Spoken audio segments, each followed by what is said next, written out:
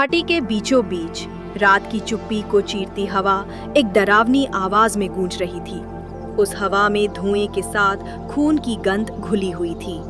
एक सूखे टूटे हुए पेड़ की सबसे ऊंची शाखा पर बैठा था टैलन, एक आंख वाला सुनहरा गिद्ध। उसकी पकड़ अब भी उतनी ही मजबूत थी, पर उसके पंखों पर पड़े गहरे पुराने जख्म उसकी वीरता की चुप गवाही दे रहे थे।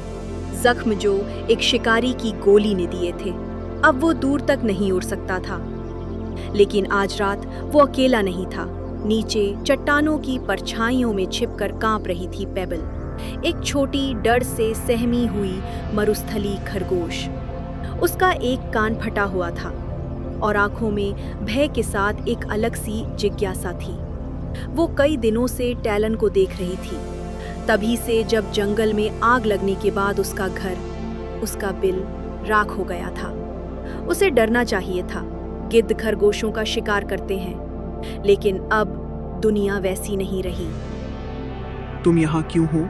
टैलन की आवाज जैसे सूखी लकड़ी पर खरोंचती किसी पुरानी हवा की तरह थी।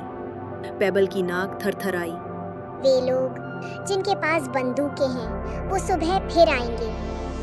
टैलन का दिल एक पल को थम गया। उसने भी देखा था उन शिकारी ट्रकों को, उनके लोहे के पिंजरों को, और उनकी आंखों में झलकती वो भूख जो सिर्फ किसी और की मौत से ही मिटती है। ये घाटी अब पहले जैसी नहीं रही थी।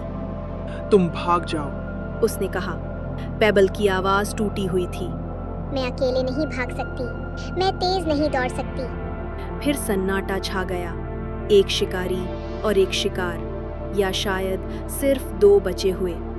अचानक दूर से इंजन की आवाज गूंजने लगी, ट्रकों की जो रास्ता तोड़ते हुए घाटी की ओर बढ़ रहे थे। टैलन की एक आंख चमकी। मैं तुम्हें उठा नहीं सकता, उसने कहा। मेरे पंख अब उतनी उड़ान नहीं भर सकते। पेबल कांपती हुई बोली। तो फिर? मैं उनका ध्यान भटकाऊंगा।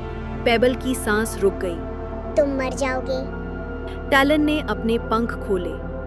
उनके छोर फटे हुए थे, जैसे कहानी के आखिरी पन्ने।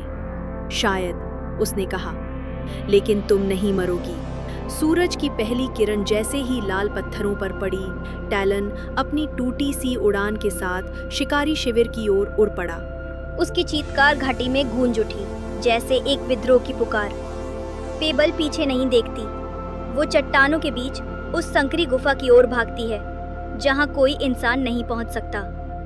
बंदूकें गरजी, 1, 2, फिर सब कुछ शांत हो गया। पेबल ने पीछे मुड़कर नहीं देखा, वो देख ही नहीं सकी। पर जब वो गुफा के अंधेरे में समा गई, तो उसके साथ कुछ नया था, एक कर्ज जो कभी चुकाया नहीं जा सकेगा।